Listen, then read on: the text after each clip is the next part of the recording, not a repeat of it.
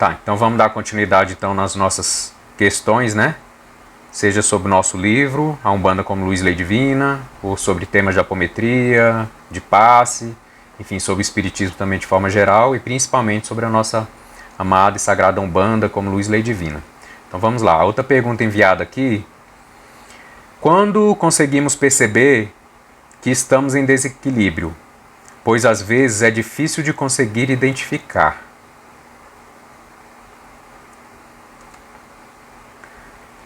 Bem, se eu entendi corretamente,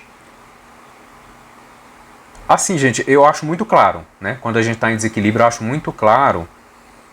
Eu acho que a pergunta que quem enviou queria fazer é o seguinte: como é que eu sei se eu estou suficientemente equilibrado para poder estar orientando, incorporando ou curando, tratando alguém? Curando naquele sentido, né, gente? A gente não cura ninguém, né? A gente auxilia na cura de alguém, né? A gente estimula, né, com o nosso magnetismo, às vezes com a palavra, mudando a temperatura mental da pessoa, a gente consegue fazer com que a autocura do corpo dela seja ativada, mas a cura é sempre de mim para mim. A gente consegue auxiliar a pessoa na autocura. Mas eu acho que a pergunta foi essa. Então, como que eu sei se eu estou equilibrado ou harmonizado suficientemente para poder trabalhar num processo de cura, enfim, dar um passo ou tal? Eu acho que é isso que eu falei. Eu preciso me conhecer. Eu preciso me conhecer. Porque há aquelas pessoas que elas passaram bem a semana inteirinha, no dia do trabalho acontece uma bobeirinha, uma besteirinha, ela fica toda desequilibrada. Há aquelas pessoas, de outro modo, que passaram uma semana muito difícil, mas quando pensam assim, hoje é dia de ir para o centro, muda completamente. Aí eu vou trazer o que a gente fala um pouquinho nos nossos estudos também internos. A questão da gente criar um caminho de harmonia ou para o nosso autoequilíbrio, que seja um caminho que a gente trilhe ele com muita facilidade. E como é que eu faço isso? Criando memórias positivas. Então é aquela hora de eu saber agradecer por cada coisa boa na minha vida, eu estar sempre me ligando às coisas boas, às bênçãos da minha vida, dentro de mim, ao meu redor. Tudo isso vai fazendo com que eu me sintonize, me afinize mais com a gratidão, com o amor, com o bem-estar, com a harmonia.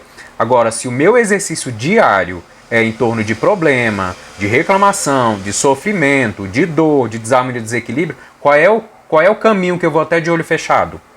O da desarmonia. Então, é predisposição. Então, a gente precisa trabalhar dentro disso. Por isso que são hábitos, né? Como a gente fala, os nossos hábitos constroem o nosso destino. Os nossos hábitos, eles nos faz senhor da nossa vida ou não. Ou nos põe como cúmplices, como vítimas deles mesmos, né, desses maus comportamentos, desses maus hábitos. Então, como é que eu sei se eu estou suficientemente equilibrado? Quando eu me conheço. Quando eu faço a minha parte. Quando eu silencio. Quando eu me sintonizo com os meus guias. Porque por mais que eu não esteja tão equilibrado assim, né, os meus guias vão ter caminho aberto comigo, sintonia comigo, para me falar: meu filho, hoje você não está bem, hoje você não trabalha, né? Diferentemente, ou então, meu filho, você vai trabalhar em outra coisa hoje, nós vamos trabalhar em outro aspecto. Então você fica mais naquele dia ali doando ectoplasma, fazendo preces, você vai entrar como doutrinador naquele trabalho. Então isso tudo é sabedoria. Gente, não existe sabedoria, conhecimento, não existe equilíbrio se eu não me conhecer. Aí a gente volta àquilo que a gente sempre fala também no Celuz. Ainda que eu não tenha o conhecimento da verdade, ainda que eu não tenha um conhecimento profundo, basta que eu me entregue aquele pedacinho que eu preciso fazer naquele dia com amor e com verdade. O restante, a espiritualidade me dirige. Então isso é muito importante. A partir do momento que eu tenho essa sabedoria de, pelo menos, se eu não conheço tudo, mas eu me entregar com verdade, com honestidade, com lealdade à minha corrente mediúnica, à corrente espiritual, à minha casa, então se entregue. Que tudo que você tiver ali doando vai ser de qualidade, né? Mas assim, agora outros pontos que a gente pode perceber mais físicos desse desequilíbrio: dor de cabeça, ansiedade demais, dores muito localizadas, você não estava sentindo, agora está sentindo, Então essas coisas vêm dizer pra gente de um desequilíbrio. Agora, quando a minha tendência é me reequilibrar, quando eu boto o pé no centro, automaticamente muda a minha chave. Agora, quando eu não tenho tendência, aí acontece até diferente, aquilo que a gente fala também. Às vezes a pessoa chega bem na casa espírita ou de umbanda, passa por um tratamento, aí acontece uma besteirinha, ou então um pensamento que ela não tinha tido até o momento ela tem, ela se desequilibra todinha e sai de lá desequilibrado. Então, gente, é uma coisa muito interior. É muito interior mesmo. Agora, para eu perceber se eu estou equilibrado ou estou desequilibrado, eu preciso me conhecer. Né? E esse grau de dificuldade, ele está diretamente conectado ao quão bem eu me conheço ou quão mal eu me desconheço. Então, assim, a gente pode medir dessa forma. E há, inclusive, aquele momento do nosso desenvolvimento mediúnico, da nossa iniciação dentro da Umbanda, que é, eu até também já citei isso para vocês, na hora de alimentar, tanto na hora de alimentar a alma, quanto na hora de alimentar a carne, você conversar com o seu corpo, né? Você silenciar e perguntar, meu corpo, o que você precisa de mim? O que está desequilibrado nos meus minerais, nos meus vegetais, nos meus elementos, que eu me alimentando, eu te auxilio para que você me vista melhor e eu esteja equilibrado e eu consiga cada vez mais captar os conhecimentos, a luz, que o meu corpo consiga recepcionar toda essa luz e conhecimento, né, sendo sinônimos. Então, assim, a gente tem que... Você vê o tanto que a gente não conhece o nosso corpo, né? Muitas vezes a gente só percebe quando tem algum problema, alguma desarmonia física, quando a gente passa mal, quando a gente faz um exame. O tanto que a humanidade veio se perdendo no caminhar. Isso não era para acontecer. Esse corpo é um instrumento nosso. Como eu não conheço o meu instrumento? Como eu não cuido do meu instrumento? Como eu quero conhecer meu instrumento se eu não cuido do meu instrumento? Se eu não olho para ele, se eu não o amo? Entende? A gente tem que entrar em sintonia com tudo, gente. A matéria, ela é divina. O corpo, ele é divino. A matéria, ela é perfeita. O nosso corpo, ele foi criado perfeito. Só que nós viemos degradando essa perfeição, né? Com as nossas más escolhas, os nossos maus hábitos, os nossos maus pensamentos, os nossos maus comportamentos. Então vamos resgatar isso fazendo como? Bons pensamentos, boas escolhas, bons hábitos, bons comportamentos. E sempre conversar. A gente precisa conversar com a gente precisa conversar com os nossos órgãos, nosso sistema, sentir, silenciar, meditar, contemplar o nosso corpo físico, porque sem ele não há evolução. Eu não posso botar ele como o que há de mais importante na minha vida. Mas eu tenho que entender que ele é um instrumento vital, imprescindível, para o que eu vim aqui desempenhar.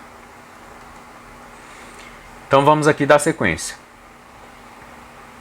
É possível nos tornarmos um médium passista de cura? Se sim, que caminho percorrer para que isso aconteça?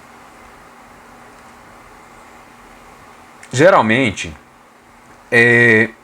quando a gente encarna, dentro do nosso programa reencarnatório, já vem ali mais ou menos a missão que a gente veio desempenhar como médiums, né?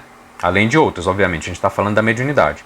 Então, assim, médiuns de cura são médios de cura, médios de psicofonia são de psicofonia.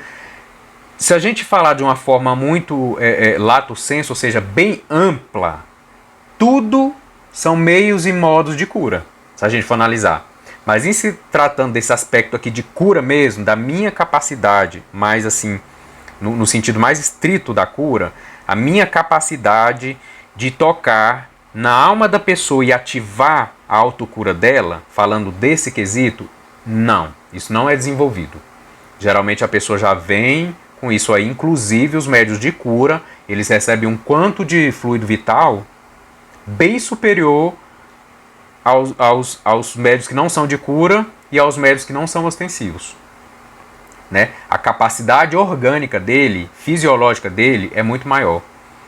Agora, pode se desenvolver, como pode também atrapalhar. Né? Então, agora sim, se a pessoa não vem com aquilo programado no projeto, eu não diria que é impossível, porque para a espiritualidade, para os engenheiros karmas, isso não é impossível. Agora, é muito pouco provável. Né? Cada um nasce dentro de um projeto.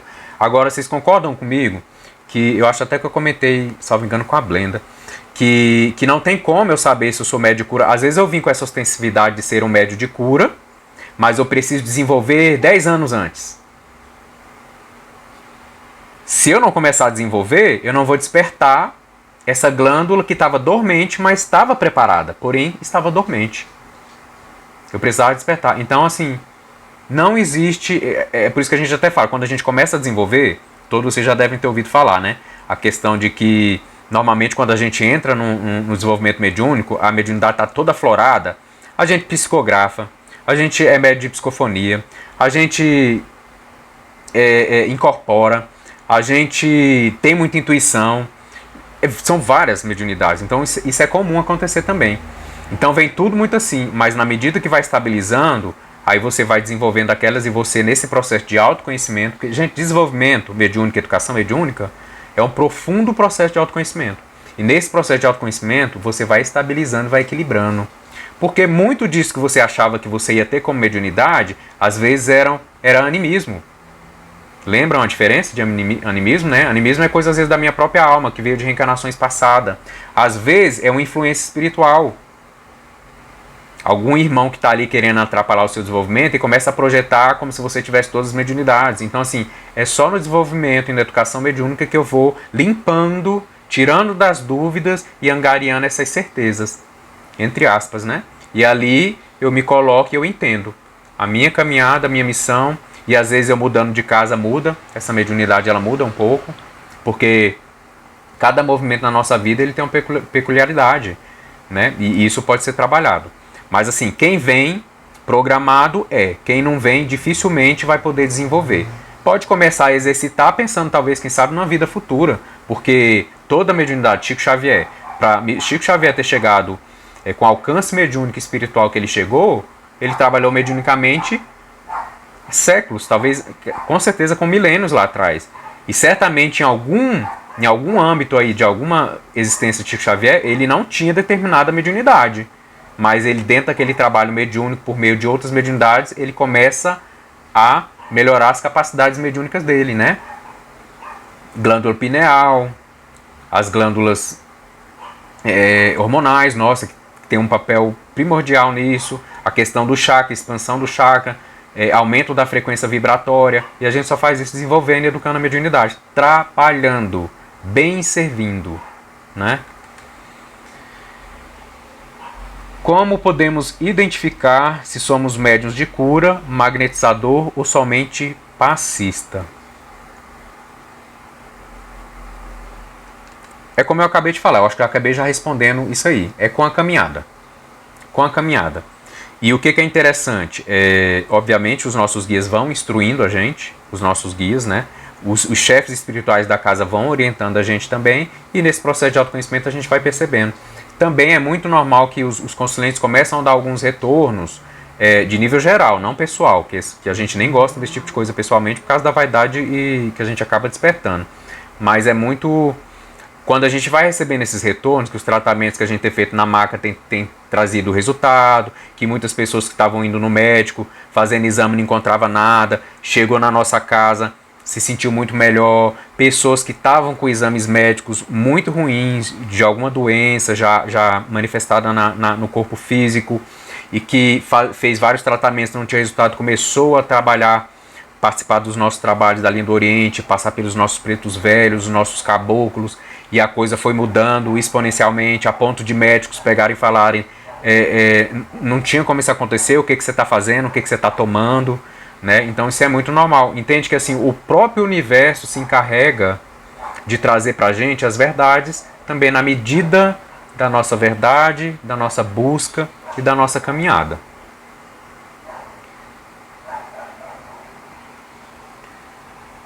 Então a pergunta da Blenda, né? Se, vamos supor, tem um médium de cura e também a entidade trabalha com cura. Se ele incorporar, por exemplo, se eles vão trabalhar conjuntamente. Não é isso, Blenda? Então se for isso, é isso mesmo, vão trabalhar junto, porque na verdade vai ser potencializada a cura. O que geralmente não acontece é se o médium não for um médium de cura ostensível. Quando a gente fala, é importante que eu faça essa observação. Eu estou falando do médium ostensivo de cura no sentido estrito. Ele é um médium de cura.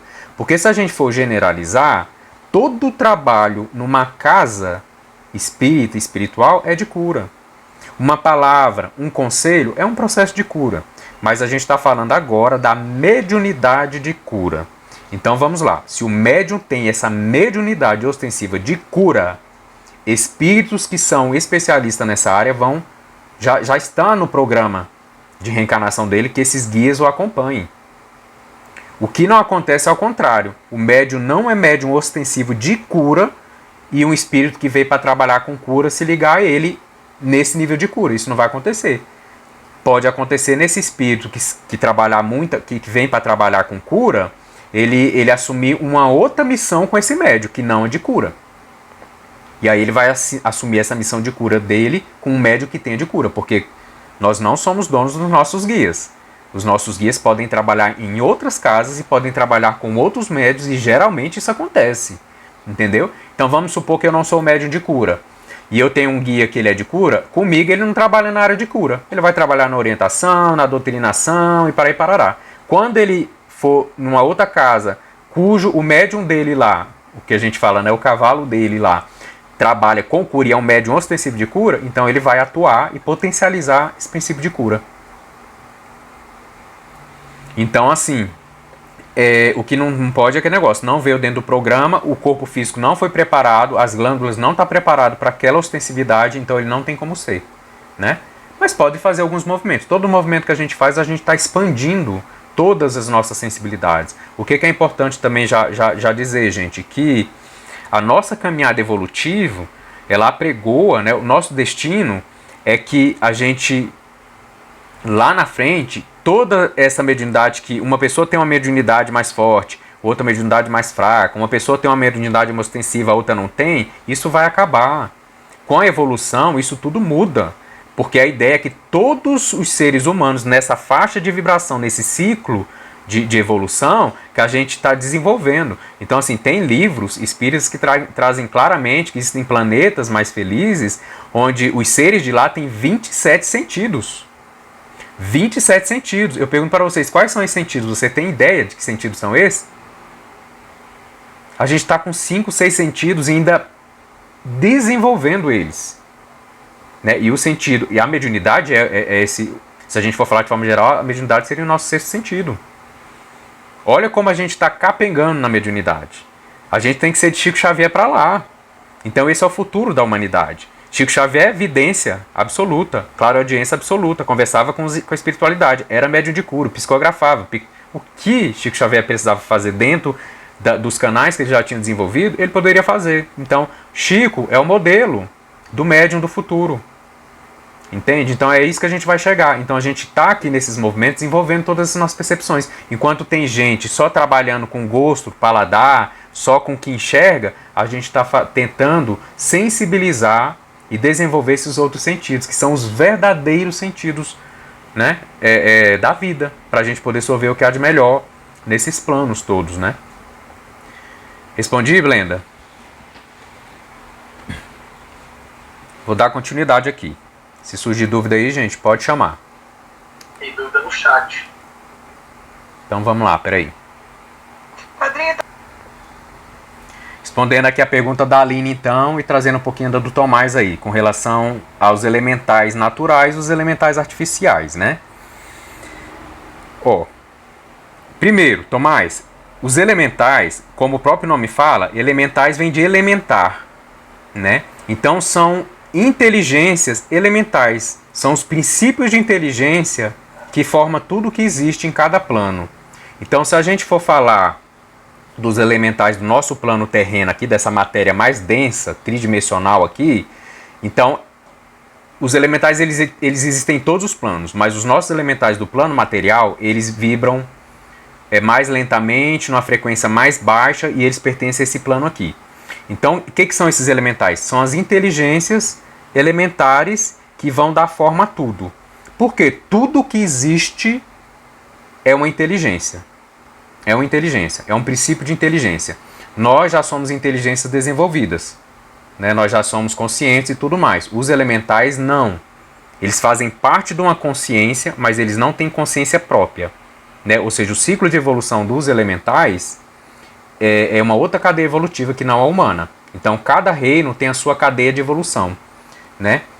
Então, os elementais são esses princípios inteligentes que vão dar forma, que vão, por exemplo, vamos falar da criação aqui do contexto da Gênese, do nosso planeta quando ele foi criado. Então a primeira célula, a própria espiritualidade vai imprimindo ali códigos de inteligência naquela célula para que ela comece a se atrair por outra. Isso tudo dentro das leis de que cada orixá já também está regendo aí, né, gente? Então seria muito complexo eu aprofundar nisso agora. Mas o que a gente vai falar? Existem as leis que governam e coordenam tudo.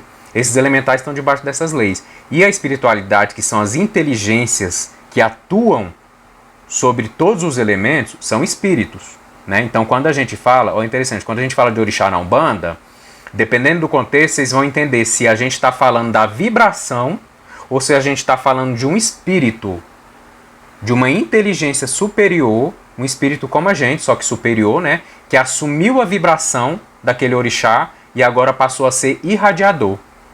Entende? Então, vamos supor, vou pegar um exemplo só para vocês entenderem para eu voltar para o elemental. Tem Xangô.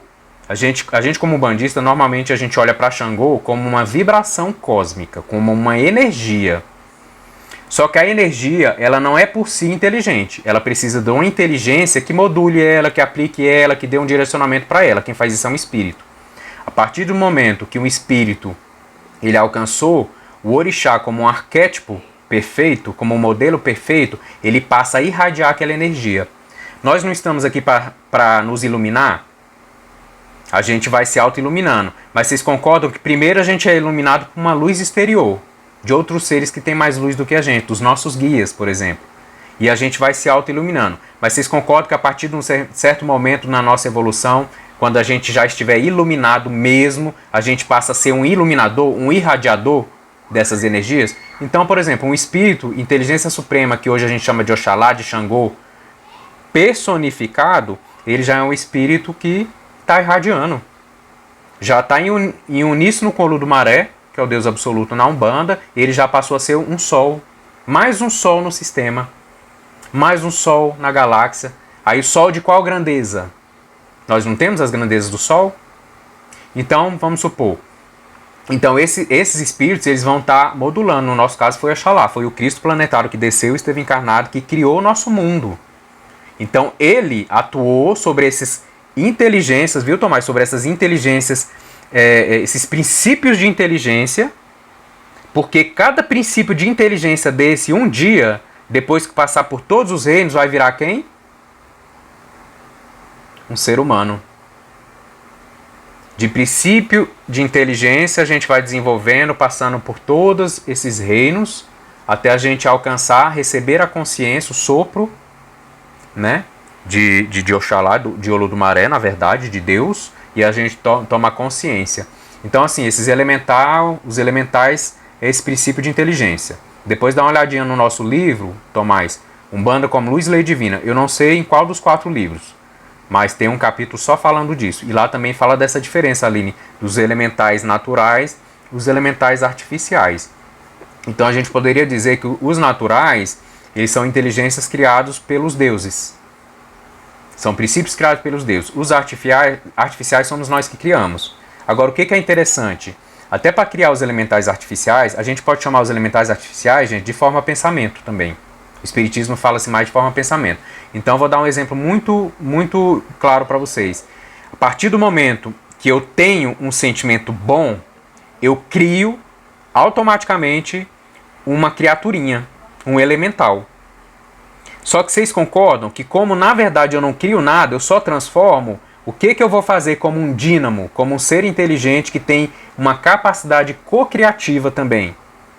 Só que não em excelência, a gente está desenvolvendo. O que eu faço? Eu vou usar os elementais naturais, eu capto eles do cosmo, eu pego eles para mim, na hora que eu penso, eu modulo ele na frequência do meu pensamento, na frequência da minha emoção, na frequência do meu sentimento. Então eu criei uma criaturinha. Inclusive a gente costuma dizer que ele passa a ser o nosso filho. E filho requer da gente cuidado, requer da gente alimentação. É por isso que nascem os vícios.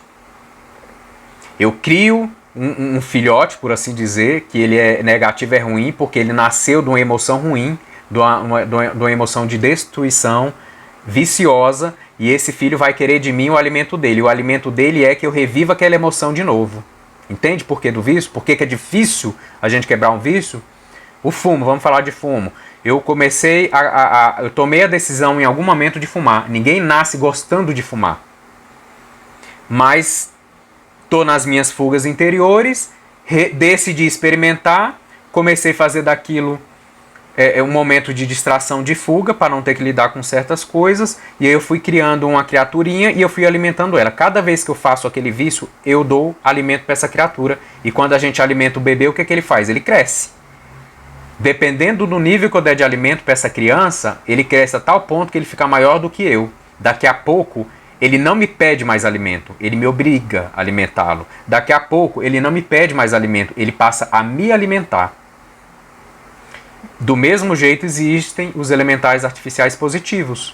Quando a gente faz uma prece, uma oração, a gente capta o elemental natural do plano, a gente cria uma criatura saudável e aquela criatura também vai nos alimentar de coisas boas. Por isso que a meditação, a gente criar formas, pensamentos positivas de cura, memória celular de cura, de harmonia, símbolos. Por que a gente usa tanto símbolos? Porque ajuda a gente direcionar a nossa energia, a nos colocar num estado de ânimo, um estado de alma, um estado de mente. Entendeu? Então, assim, os elementais naturais eles foram criados pelos engenheiros kármicos, pelos deuses co-criadores. Os elementais artificiais somos nós que criamos, né? Tudo que é criado vai buscar continuar a viver. E ele vai buscar no pai dele e na mãe dele o seu alimento. Ok, Aline? Se não ficou, Tomás, se não ficou bem entendido, podem falar aí. Deixa eu dar continuidade aqui.